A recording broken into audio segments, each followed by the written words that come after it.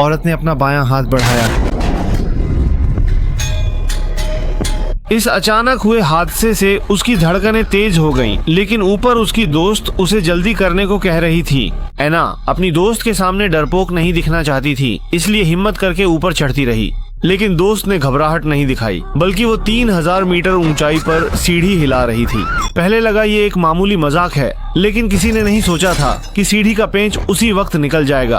आखिर में वो बाल बाल बच गईं और जल्दी ही टावर के सबसे ऊपरी सिरे पर पहुंच गईं। दोनों को लगा जैसे पूरी दुनिया उनके कदमों के नीचे है और उनमें जबरदस्त आत्मविश्वास आ गया।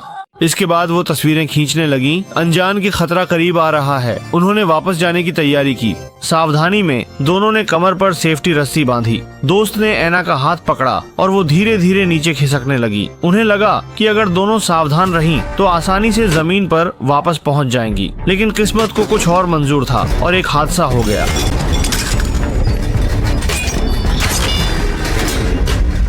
बचाओ!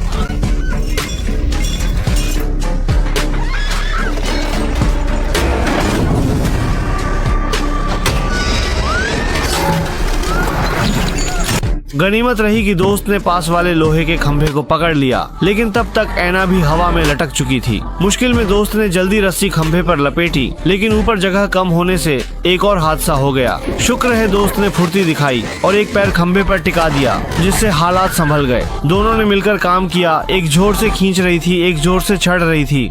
ऐना अपनी दोस्त की मदद से एक बार फिर टावर के ऊपर पहुंच गई। जब दोनों उस पल से बचने की खुशी मना रही थीं, तभी उन्हें एक और मुश्किल का पता चला। सीढ़ी के बिना लोहे का टावर चिकना और ठंडा हो गया था। ये उसी कहावत जैसा था, आते समय सब ठीक था, अब लौटना नामुमकिन था। दोस्त ने मदद के लिए फोन निकाला, लेकिन उन्हें अंदाजा नहीं था कि इतनी ऊंचाई पर सिग्नल नहीं मिलेगा। अगर मदद नहीं मिली तो वो यहाँ भूख से मर जाएंगी। तभी दोनों को उस बैग का ख्याल आया जिसमें उनका सामान था। कहते हैं कि उम्मीद पर दुनिया कायम है। तभी दोस्त को एक तरकीब सूझी। दोनों जब आई थी तो नीचे सिग्नल था, यानी अगर वो अपना मैसेज लिखकर भेजें, बटन दबा दें और फिर फोन को टावर के नीचे पहुंचा दें तो मदद मिल सकती है।